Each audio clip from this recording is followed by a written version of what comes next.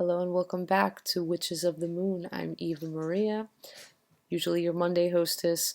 I'm posting a little late because things got crazy again, so you're going to be seeing this early Tuesday, but this is actually Monday's late video. But that said, this week is our Pick a Spell week. This is going to be a fun week. Each of us hosts are going to choose a spell and we're going to bring that to you in tutorial form. So the spell I have chosen for you is, well, the tutorial I've chosen for you is how to make and work a sugar jar. This is actually condensed down from a longer video that was on my channel. Well, it still is on my channel, but it's condensed down, it's edited down for conciseness. I did make a mistake in the original video, but I did actually catch it and correct it here. So if you haven't seen that video, you get to see it in a more clear way here. The tutorial part of the work that I did anyway, you get to see that in a much more concise way here, as I said before. And if you have seen my Flavored Sugars and Magical Work series, my 1 and 2, you get to watch the How to Make a Sugar Jar again, but with the correction. So it's pretty much win-win whether you've seen my Flavored Sugars series or not. And I hope you like the tutorial. Let's get into it. For those of you that are not familiar with what sugar jars are a technique that comes to us from hoodoo. It's a technique to sweeten people to you. Like if there is someone that doesn't seem to like you very much, or maybe just doesn't really have a feeling about you either way, and you kind of want them to feel a little more endeared towards you, a gentle way of kind of persuading them to be more endeared to you would be to do a sugar jar. Now, sugar jars, they're similar to another hoodoo technique called honey jars, but honey jars, they tend to work somewhat slower and steadier. It's a very slow kind of work, kind of like the flow of how honey kind of flows, how it pours, or how it moves. You know, honey moves kind of slow. Sugar jars, on the other hand, they tend to work somewhat faster than honey jars. So right now, I'm going to give you a crash course in how to do a sugar jar. First thing you're going to obviously need is a jar. You can use any jar. A little jar usually is the easiest because you don't need a lot of sugar. It's a little more compact. It's not going to take up a lot of space in your house. You know, I like little jars to do my jars, but any jar will do. Preferably you want a glass jar, and you want a jar with a metal lid. And there's a reason for this. You're going to be using candles with this, and you don't want your jar to like catch fire, okay? And you're going to need, ideally, some sort of tag lock for the person that you want to endear to you. If you have something personal of theirs that's tiny or that would fit into your jar, that would be great. It could be anything, you know, a strand or two of their hair from their hairbrush. It could be a little piece of their clothes that they wouldn't miss. I mean, that would be kind of tough. You'd probably have to be pretty close to somebody to get a piece of their clothes. It could be anything. It could be, you know, if you're not so close to someone, you can use a photo of them. If you have a letter they wrote you, you can use their signature, you know, cut out from a letter. There's a lot of different things. You want something that will personally tie the jar to that person. So you need to put that item in the jar. And then you're also going to put into the jar a petition paper.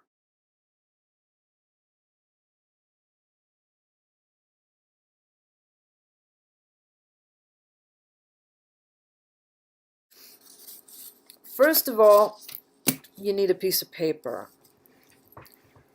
Step 1, you're going to write the person's name.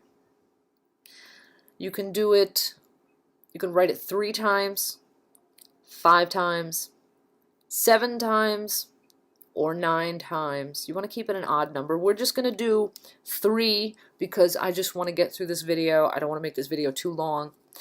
So I'm just going to, let's just say John Doe, okay, is the name. So you're going to write John Doe.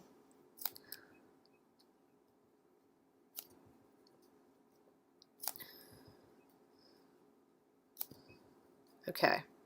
You wrote down, now this is you looking at the paper, you wrote down John Doe's name 3 times.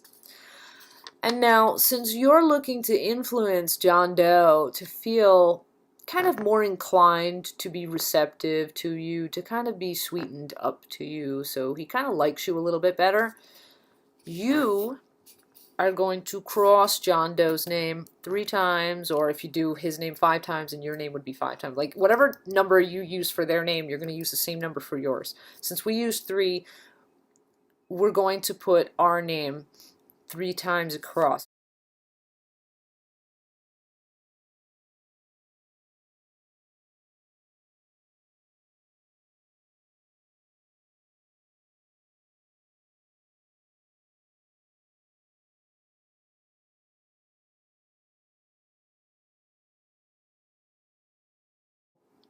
Okay, I'll write my name 3 times, crossing John Doe's name. And the reason why you're crossing his name on top is that you are asserting your influence over John Doe. So it's going to look like this when you look at it.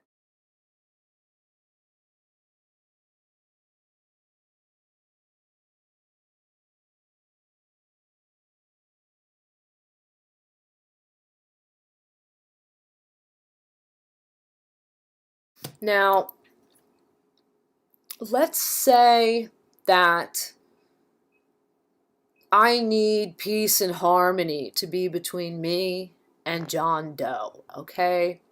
Let's say he's a coworker, and for things to go well at my job, you know, for me to advance or whatever, he has to kind of like me, and we need some peace and harmony between us. Well, the next thing you're going to do is you're going to create a circle of script going around this. Your pen cannot leave the paper.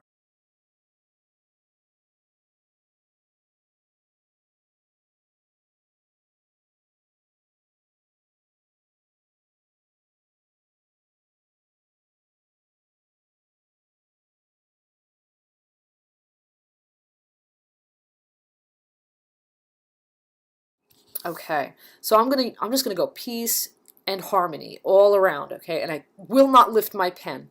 If I need to turn my paper, I'm gonna use this hand to turn the paper, while this hand is gonna stay on the petition, okay? And I'm gonna start it from the top above John Doe, and I'm going to work it clockwise going around, okay? And I'm just going to write peace and harmony, like in script, in handwriting, and I am not going to lift my pen. If there are any, you know, T's to cross or I's to dot, you wait until you connect the end of the script back to the beginning of the script, and then once that circle is complete, then you can lift your pen, go back, cross your T's, dot your I's, okay? So then that's what you're going to do. So here we go. Here's how it looks, okay? I'm going to go peace, and now watch my pen. I'm not going to lift it. Harmony, okay? Peace, and if you need to pull the paper, that's okay. Use this hand, but you don't lift that pen. Harmony, peace, and harmony. And then here's the thing. There's not enough room to write peace and harmony again. You can either just draw a line, a long line, or you can just repeat one word. Like it's okay if I just write peace. But in this case, I'm just going to make a line and I'm just going to connect it to the P. Okay, that's okay. You can just make a line. Okay, so yes, you created this circle of script. Now what you're going to do now, okay, if you want to, you can sprinkle lightly a few herbs in an odd number. Keep it a low number because you don't want your packet to be hard to fold. So if you wanted to put 3 herbs in here, you could do that.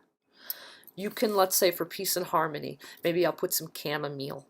Little light dusting of chamomile. You don't need a lot of chamomile. A freaking pinch will be fine. Lavender would be a nice one. Lavender is like harmony. Okay. And then for a third, maybe I'll put some allspice because allspice is success and I want this sugar jar to be successful. So I would do, for this example, I would do chamomile, lavender, and allspice. Okay? So you're looking at your petition and it looks like this. Now, in my case, I'm looking at it like this. What you're going to do next is you're going to fold the paper to yourself because you are bringing this quality into your own life, okay? And then you're going to turn it 90 degrees and then you're going to fold it toward yourself. And then you're going to fold it again 90 degrees and you're going to keep doing this as many times as you possibly can, you know, until you really can't fold it too much more. I don't think I can fold it again. It's going to, well, maybe I can fold it one more time, maybe. Okay, that's the last time. I don't think I can fold it again. And you always fold it toward yourself and just turn it 90 degrees, fold it toward yourself. Now what you're going to do, okay, back to the jar. You have their personal concern in the jar. And now you're going to place your petition in the jar, okay? Now what you're going to do is you're going to fill up the jar to the top with your granulated sugar, okay? And then, with your jar in front of yourself, you're going to take out a pinch of the sugar, and you're going to eat that little bit of sugar. You're going to taste the sweetness of the sugar, and you're going to say to yourself, as this sugar is sweet to me, so am I sweet to John Doe, or whoever, you know, obviously if you have a specific person, you're going to say that person's name instead of John Doe. Then you're going to close your jar. And then you're going to put your jar on top of like a little saucer, a dish, you know, or a trivet. I like a dish because you're going to be burning candles on top of this.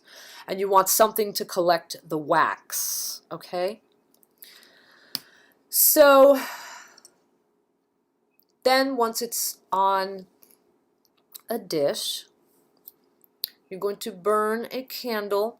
You want a longer candle, a chime candle or a taper candle. You want a longer shaped candle. And you're going to choose a color that is in harmony with the intention. So if your sugar jar is to maybe, let's say you're in a relationship and you and the person you're with, you're having some problems and you just want them to kind of feel the love that they feel for you again, maybe like diffuse some of the aggression between the two of you, like if you're just arguing a lot and you want to do a sugar jar so your spouse or significant other will just kind of start to feel you again a little bit, you know, then you would obviously use like maybe a pink candle, you know, or a white one is fine too if you don't have pink. If it's for something like this, if you want someone to be more endeared to you because you want to get along, maybe you use a baby blue colored candle or a white candle, so on, so forth. You would burn a candle on the top, okay? And as the wax drips around it, it sort of empowers, it heats up sort of the jar. And every time you would burn a candle on top of the jar, you are activating the jar.